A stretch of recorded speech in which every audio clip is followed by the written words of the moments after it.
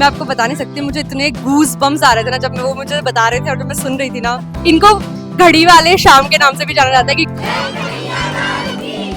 तो आप दिल जरूर लगा के जाइएगा यहाँ पे आए तो।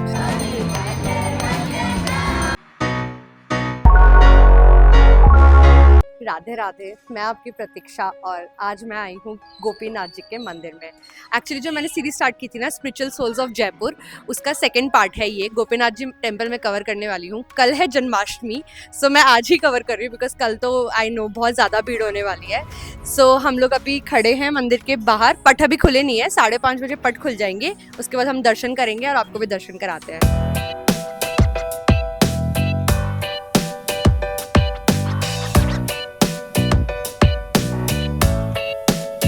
सो अभी मैंने यहाँ पे पंडित जी से बात करी। उन्होंने मुझे बताया जो गोपीनाथ जी, गोविंद देव जी एंड जो मदन मोहन जी हैं, ये तीनों एक ही शिला से बने हैं। एंड जो वो शिला है ना वो शिला है जहाँ पे आपने सुना होगा कंस ने जितने भी जो वासुदेव जी के पुत्र या फिर पुत्री हुए थे जिनके वध किया था ना जिस शिला पे, उसी शिला से मूर्ति बनी है। तीन मूर्ति बनी थी।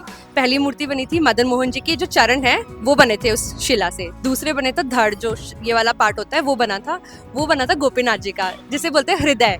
तो अभी मुझे बोल रहे थे पंडित जी की गोपीनाथ जी है ना ये दिल लगाते हैं, सो आप दिल जरूर लगा के जाइएगा यहाँ पे आए तो। एंड तीसरी जो उस शिला से मूर्ति बनी थी वो थी गोविंद देव जी की, जिनका बना था ये वाला सर। तो अगर आपको एक ही दिन में बोलते अगर आपने एक ही दिन में तीनों के दर्शन कर लिए तो इसका मतलब ये है कि आपने कृष्ण जी के दर्शन कर लिए। जैसे अगर आपने गोविंद देव जी की मंगला आरती कर ली, उसके बाद में गोपीनाथ जी के दर्शन कर लिया, तीसरे मदन मोहन जी जो करौली में टेम्पल है वहाँ दर्शन कर लिए, तो ये समझ लीजिए कि आपने कृष्ण जी के दर्शन कर लिया है। मैं आपको बता नहीं सकती, मुझे इतने गूज बम्स आ रहे थे ना जब वो मुझे बता रहे थे और जब मैं सुन रही थी ना। मैं सीरियसली अभी बाहर खड़ी हूँ और इतना ज़्यादा फील कर रही हूँ ना कि अंदर कुछ तो बहुत बहुत स्ट्रॉन्ग पावर है। मैं ब्लेस्ड हूँ कि मैं आई, बहुत ज़्यादा। आपको आना चाहिए, इतना प्योर एनवायरनमेंट है ना, इतना प्योर एनवायरनमेंट है, I can't even tell you. आप अगर आएंगे तो ही खुद महसूस कर पाएंगे।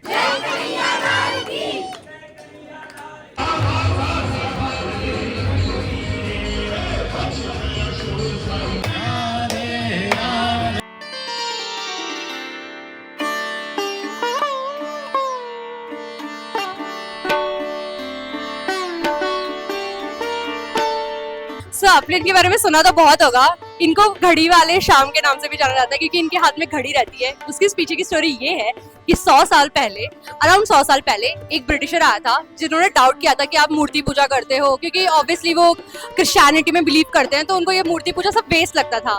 सो वो जब यहाँ आए थे ना तो उन्होंने डाउट किया था कि अगर सच में इस मूर्ति में जान है ना तो मेरी जो घड़ी पहन रखी है ना वो नब्ज से चलती है, और अगर गोपीनाथ जी में सही में हृदय बसता है तो आप ये घड़ी अगर उनको पहनाएंगे और अगर वो चलने लगती है तो मैं मान जाऊंगा। पंडित जी थे, उनको सबका बिलीव था, उन्होंने मान गए। तो उन्होंने क्या किया, अपनी घड़ी निकाल के गोपीनाथ जी को पहना दी एंड वो घड़ी यू वोंट बिलीव चलने लग गई।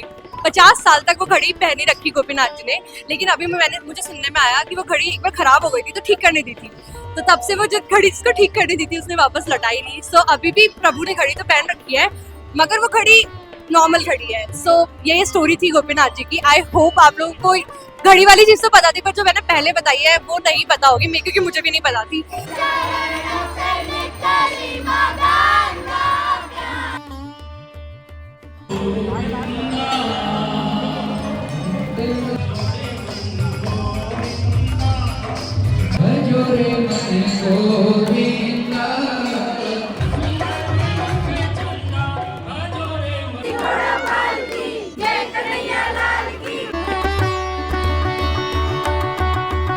सो यार do like, share and subscribe to my channel अगर आपको मेरे वीडियोस पसंद आ रहे हैं। इसी तरह से मैं आपको और रोमांचक तरीके से बताने की कोशिश कर रही हूँ, जो भी हिस्ट्री है सब कुछ जानने के फिर आप तक पहुंचाने की कोशिश कर रही हूँ। बिकॉज मैं चाहती हूँ अगर आप कोई मंदिर आ रहे हैं या कहीं पे भी जा रहे हैं तो उसके पीछे की स्टोरी, उसके पीछे की हिस्ट्री आपको जरूर पता हो। So that's it for this video, bye.